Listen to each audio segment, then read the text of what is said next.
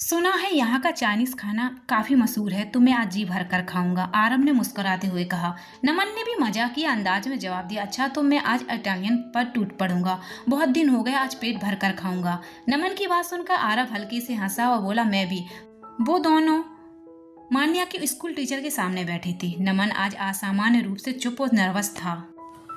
उसे देखकर मान्या भी थोड़ा असहज हो गई, जबकि रूही नमन की इस चुप्पी पर हैरान थी। आज एक अलग ही नजारा था। जो शेर जैसी शख्सियत हमेशा सब पर हावी रहता था, वह आज एक भीगी बिल्ली की तरह शांत बैठा था। टीचर ने माहौल को हल्का करने के लिए बातचीत शुरू की। दरअसल मैं मान्या की शादी में नहीं आ पाऊंगी, इसलिए सोचा कि पहले आप दोनों को अपनी शुभकामनाएं दे दूं। नमन उनकी इस बात पर थोड़ा चौंक गया। उसने मन ही मन सोचा, क्या वो मुझसे कुछ पूछना नहीं चाहती। मिसेज आगे बोली, मतलब अगर कोई लड़का किसी लड़की की फैमिली से मिलता है तो खास तौर पर ढेर सारे सवाल पूछे जाते हैं, फैमिली, काम, पैसों और बाकी बातों के बारे में। ये सुनकर नमन हल्के से मुस्कुरा, जबकि मिसेज और मान्या के चेहरे पर एक बड़ी सी स्माइल आ गई। टीचर ने नमन की ओर देखते हुए कहा, इन सारी औपचारिकताओं की जरूरत नहीं है। मैं जानती हूँ मान्या ने तुम्हारा बहुत बेसब्री से इंतजार किया है। तुम्हारे बारे में सब जानने के बाद भी उसने अपना फैसला नहीं बदला। इसका मतलब ये है कि वो तुम्हारे लिए सच्ची है, इसलिए इस पर शक करने का कोई सवाल ही नहीं उठता। मिसेस की बात सुनकर नमन का दिल पूरी तरह से पिघल गया। वह आगे झुककर बोला, थैंक यू मुझ पर इतना भरोसा करने के लिए। मैं वादा करता हूँ कि हमेशा उसका ख्याल रखूंगा, उसे खुश रखूंगा और अपना पूरा ध्यान दूंगा। अब तक मान्या का ख्याल आप रखती थी, लेकिन अब उसकी फैमिली बनने के लिए और उसे माँ जैसा प्यार करने के लिए मैं हमेशा साथ रहूंगा। बातें चल ही रही थी कि मान्या की नजर अचानक मिसेस पर पड़ी। वह बार बार दरवाजे की ओर देख रही थी। मान्या ने हैरानी से पूछा, मिस क्या हुआ, आप बार बार दरवाजे की तरफ क्यों देख रही हैं? मिसेस थोड़ी घबराई और धीरे से बोली, टीना को। यह सुनते ही मान्या हैरानी से कुर्सी से उठ खड़ी हुई। क्या क्या टीना टीना ने मना किया था कि आपके साथ मैं तुम्हें उसके बारे में कुछ न बताऊं। पहले क्यों नहीं बताया? तुम्हें सरप्राइज मिसेस ने हल्की सांस लेते हुए कहा, लेकिन मुझे भी नहीं पता कि मान्या कुछ कहने ही वाली थी कि तभी मिसेस अचानक कुर्सी से खड़ी हुई और तेज आवाज में बोली, टीना बेटा ये सब क्या हुआ? तुम इतनी बदली बदली सी क्यों लग रही हो? ये कहते हुए मिसेस जल्दी से दरवाजे के पास खड़ी अपनी बेटी टीना की तरफ बढ़ी। उन्हें गले लगाकर ध्यान से देखा तो आंखें भर आईं। मान्या और रूही वहीं हैरानी से वहीं खड़ी रही। टीना का भीगा हुआ चेहरा, उसकी थकी हुई आंखें देखकर दोनों एक दूसरे को बस चुपचाप देखने लगी। दूसरी तरफ जब आरव और नमन ने अपनी गर्दन घुमाकर पीछे देखा तो उनकी नजर उस लड़की पर पड़ी जिसे उन्होंने कुछ समय पहले ही गिरते हुए देखा था। उन्हें यकीन नहीं हो रहा था कि वो वही लड़की है। दोनों ने अनजाने में एक दूसरे की तरफ आंखें चौड़ी हो गई और उनके चेहरे पर एक ही सवाल था, ये सब क्या हो रहा है? कुछ पल की खामोशी के बाद दोनों ने धीरे धीरे एक साथ दूसरी तरफ मुड़ते हुए, ये सब हमेशा हमारे साथ ही क्यों होता है?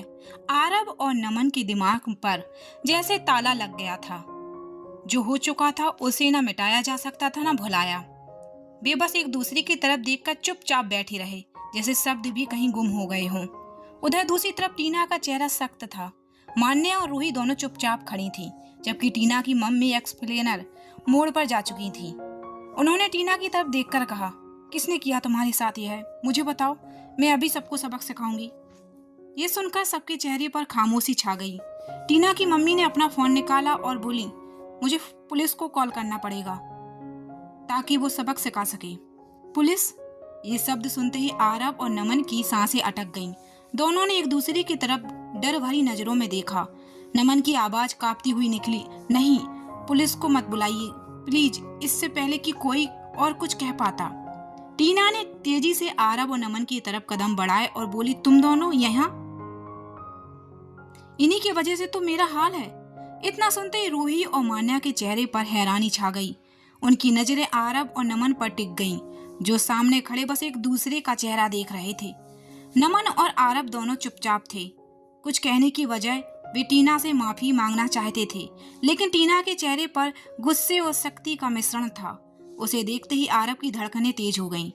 रूही ने धीरे से कदम बढ़ाते हुए कहा, टीना पहले थोड़ा शांत हो जाओ। जो कुछ भी हुआ उसे सुलझाने की कोशिश करते हैं। हम सब यहाँ किसी को चोट पहुंचाने नहीं आए।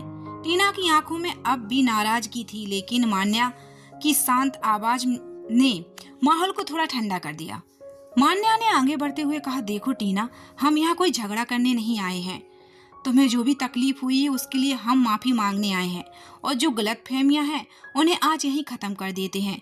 रूही ने भी समर्थन में कहा, हाँ टीना, तुम्हारी जगह कोई और होता तो शायद वो भी नाराज होता, लेकिन हमें सब कुछ सुलझाना है, बिगाड़ना नहीं। यह सुनकर माहौल में थोड़ी शांति छा गई। टीना की सांसें भारी हो गईं। उसकी आंखें नम हो गई और आवाज धीमी पड़ गई। नमन की तरफ देखकर टीना बोली, फियोंसे हस्बैंड।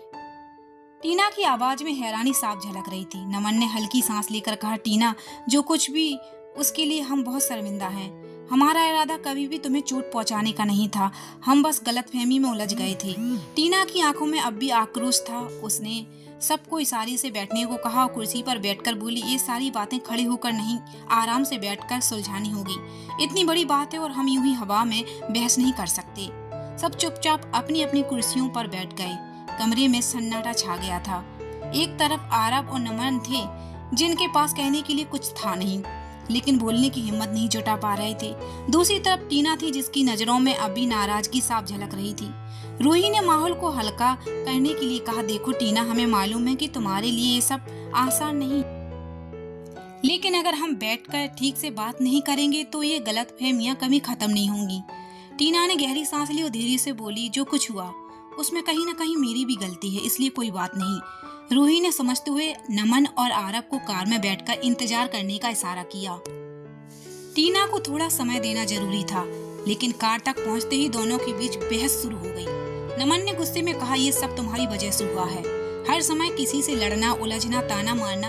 अगर तुम शांत रहती हो तो शायद हम यहाँ तक कभी नहीं पहुँचते। आरब ने भी पलटकर जवाब दिया, और तुमने जो किया वो सही था क्या? अगर शुरुआत में तुम साफ बोल देते तो टीना को इतनी तकलीफ क्यों होती? 30 सेकंड का सन्नाटा फिर से कार में फैल गया। सिर्फ उनके दिलों की धड़कनों की आवाज सुनाई दे रही थी।